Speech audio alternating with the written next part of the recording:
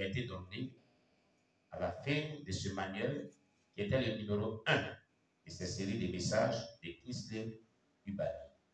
Les temps sont finis, pourquoi? Jésus-Christ lui disait les temps sont finis parce que nous sommes dans la fin des temps. Et le retour de Jésus est proche. Et chaque personne devait chercher à laver sa robe pour que sa robe soit blanche, pure, sans tache, afin que lorsque Jésus reviendra, que la personne puisse rentrer au ciel. Donc chaque personne devait se sanctifier comme il se doit. Alléluia. Comme il se doit. Chaque personne doit vivre la sainteté véritable pour ne pas rater le ciel.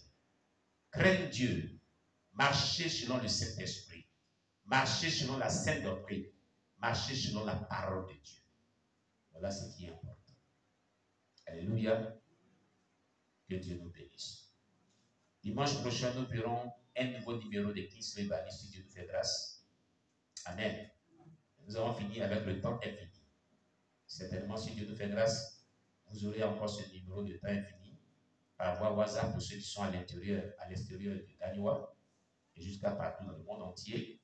Pour ceux qui sont ici, nous allons imprimer, vous allons donner ce numéro de temps infini de Kingsley Ubali. Amen. Alléluia. Dans la semaine, on va faire tout pour pouvoir vraiment vous l'envoyer. Amen. Bien-aimé, tu vas prier le Seigneur. Mais avant de prier le Seigneur, alléluia, tu vas nous dire ce que tu as marqué, ce que tu as compris. Donc, tout ce que nous avons écouté en ce jour comme message du Seigneur. Qu'est-ce que tu retiens? Qu'est-ce que tu as compris? Sur quoi Christ a tiré ton attention? Qui a compris quelque chose pendant ce culte de ce dimanche? Et qu'est-ce que chaque personne a dû comprendre? Qu'est-ce qu'il a marqué? Qu'est-ce qu'il a touché profondément? Oui. Qu'est-ce que tu retiens?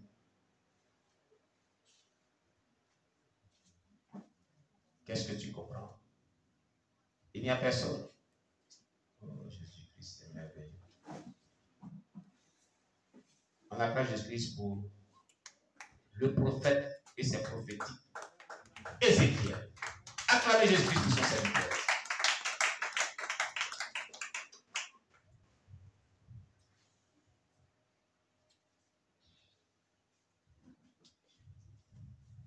Alléluia. Amen.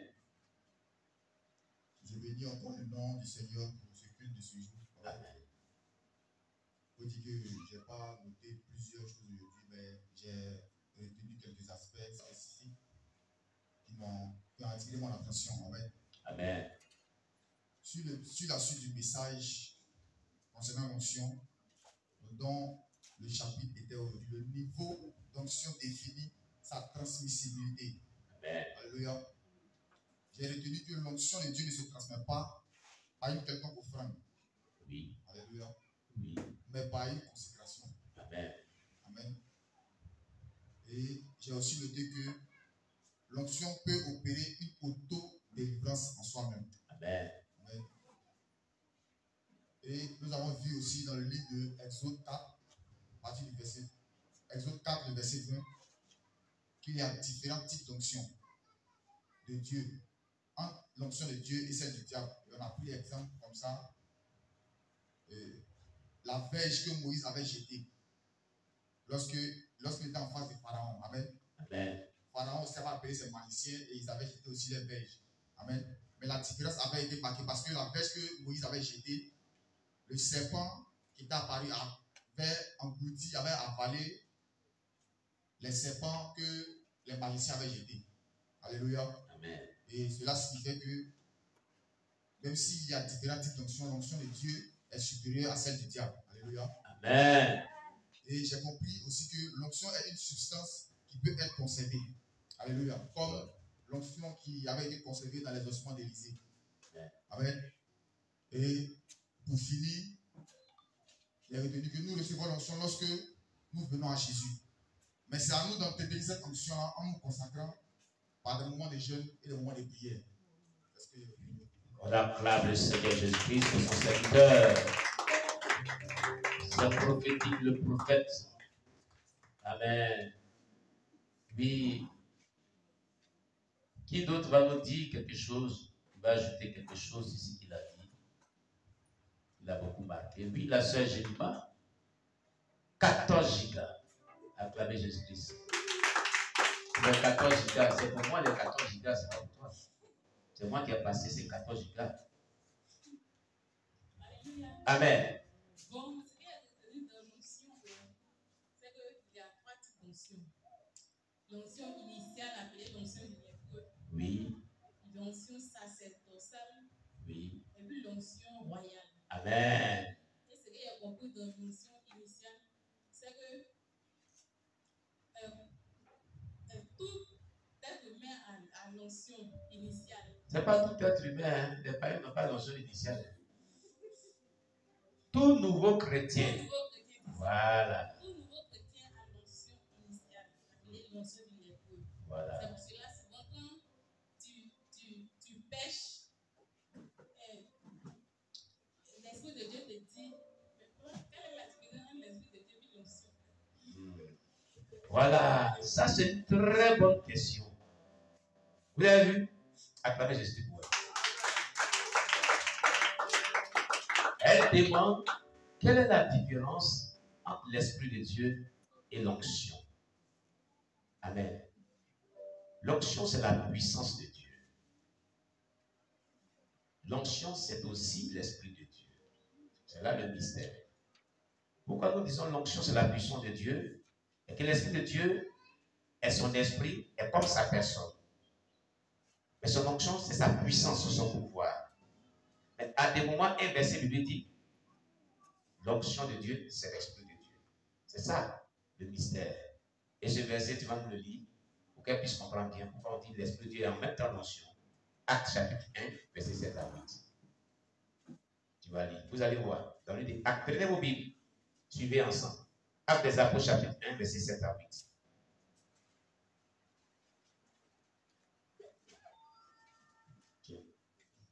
Il sonne encore plus que quand il était nouveau ce matin. Il nous a vraiment sauvés. Actes chapitre 1, verset 7 à 8. Il leur répondit.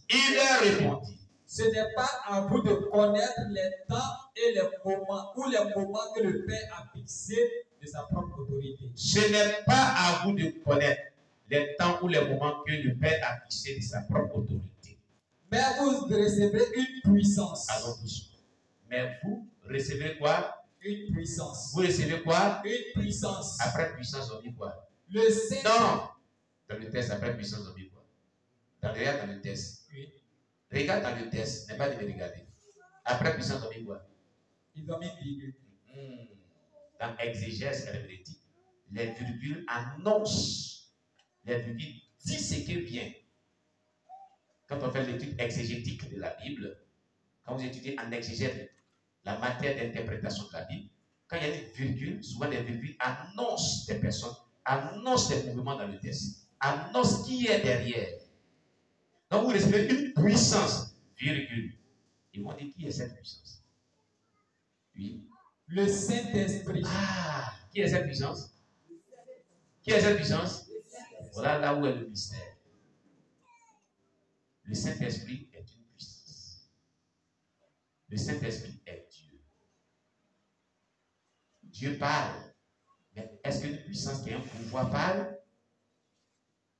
On nous dit ici que le Saint-Esprit, c'est la puissance. Tu comprends? Tu comprends maintenant? Et continue. Survenant sur vous. Donc le Saint-Esprit, que la puissance va venir sur vous. Et puis, vous serez des témoins à Jérusalem. C'est cette puissance qui va venir sur vous, qui fera de vous des témoins.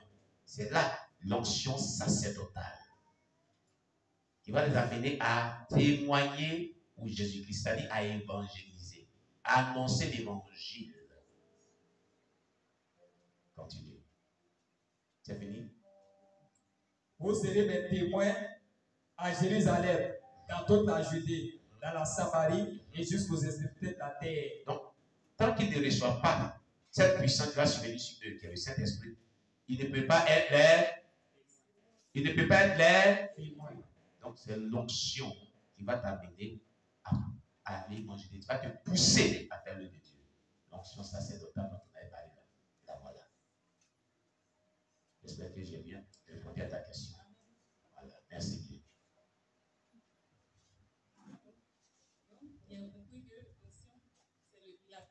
Vous parlez bien dans le micro là. Il a compris que l'onction c'est la puissance du Saint-Esprit. Oui. Et il a compris en deuxième lieu que l'onction Oui. sacerdotale, Oui. c'est quand tu reçois comme si tu veux servir Dieu. Ça pousse dans ton cœur. Oui. Tu es poussé à servir Dieu. Et tu n'as pas la paix dans ton cœur. Quand tu ne le fais pas, tu n'as pas la paix. Qui se l'est arrivé plusieurs fois? Levez bien les doigts. Qui sont ceux qui ont expérimenté de telles choses? Levez bien les doigts. Ne soyez pas les Français, soyez les Américains. Très haut. Voilà. Vous voyez? Ça, c'est l'onction sacerdotale qui bouillonne en vous. Ça veut dire qu'il y a un appel spécifique qui est dans votre vie. Et selon cet appel, si vous voulez le voir se fructifier, vous voulez le voir se manifester, jeûnez beaucoup, priez beaucoup, étudiez beaucoup la Bible et vivez par le Saint-Esprit. Vous allez voir que cette onction va s'éclater, ça va s'exploser en vous comme un grand réveil. Elle sera prodigieuse. Elle va vous utiliser puissamment, elle va vous moindre. Amen. Voilà. Et il a compris que lorsque tu obéis à la voix du Saint-Esprit, Oui. tu rentres maintenant dans l'onction royale. Amen. Mais pour toutes les étapes, toutes les phases d'onction, c'est l'obéissance. Tu nous fais passer d'un état à un autre. Ta fidélité dans l'obéissance te fait gravir d'échelon, de niveau à niveau. Vous comprenez bien? C'est ton obéissance, ta fidélité dans l'obéissance au Saint-Esprit et aux enseignements qu'on t'a donnés, qui te mettaient dans la sainteté, te fait passer le niveau de l'onction primaire à l'onction sacerdotale. De l'onction sacerdotale, les tâches que tu vas te donner, il va te donner par son esprit. Parce qu'il va bouillonner dans ton intérieur. Va prier pour quelqu'un. Va évangéliser. Si tu es fidèle, si tu es fidèle, si tu es fidèle, et il te donne maintenant l'onction royale. Vous comprenez? Voilà. Et dans l'onction royale, il y a le revêtement de l'esprit. Amen. C'est cela que Jésus avait la femme qui perdait le sang à toucher son vêtement. Une force l'a quitté pour la guérir. Amen. Donc, il faut qu'on touche des vêtements aussi. Il faut qu'il y ait une force d'émotion qui t'entoure dans tes vêtements pour guérir les gens. Mais ce n'est pas dormir, c'est geler, prier, acclamer Jésus-Christ. Amen. Oui, qui d'autre encore? On acclame le Seigneur Jésus-Christ, notre frère. Alléluia. Voilà. Gloire à Jésus. Alléluia. Amen. Soyez salués tous le nom puissant de Jésus. Amen. Ok. Je ne suis pas trop long, mais je vais dire l'essentiel. Donc, à travers le message que j'ai écouté aujourd'hui, en tout cas, j'ai compris beaucoup de choses. Ça dit quoi? Dieu a mis en nous une capacité. C'est-à-dire, chacun de nous a cette qualité au fond. Mais comment est-ce qu'on exploite nos qualités pour faire l'œuvre de Dieu? Et pour que cela puisse entrer en vigueur, il faudrait que nous puissions gérer et progresser sans cesse. Amen. Et c'est très important. Et en réalité, le diable même n'aime pas quand un enfant de Dieu prie beaucoup. Il n'aime pas ça. Et moi, c'est aujourd'hui, j'ai entendu sur ce cri-là, lorsque on prie pendant 6 heures de temps, le diable se dit pour dire à ces gars, ça c'est pour moi à ces gars à allez l'arrêter. De l'arrêter. Vous voyez un peu, non? Donc, c'est ce que j'aimerais dire. Amen. On acclame le Seigneur Jésus-Christ. Que Dieu soit loué. Alléluia. Qui d'autre veut ajouter une dernière chose que les autres n'ont pas pu dire, qui t'a beaucoup marqué? Voilà. Ce qu'ils n'ont pas pu dire, pas pour se répéter. Amen. Donc, s'il y a plus quelqu'un d'autre, on va passer à autre chose. Oui, si tu veux dire quelque chose, il faut ajouter sans toutefois te répéter. Moi, c'est vraiment la phase de la prière d'Éric ce matin. Oui, la prière d'Éric à caractère prophétique. Vraiment, hier nuit, avant de dormir, j'ai prié, confié le culte d'aujourd'hui à l'Éternel des armées. pour des personnes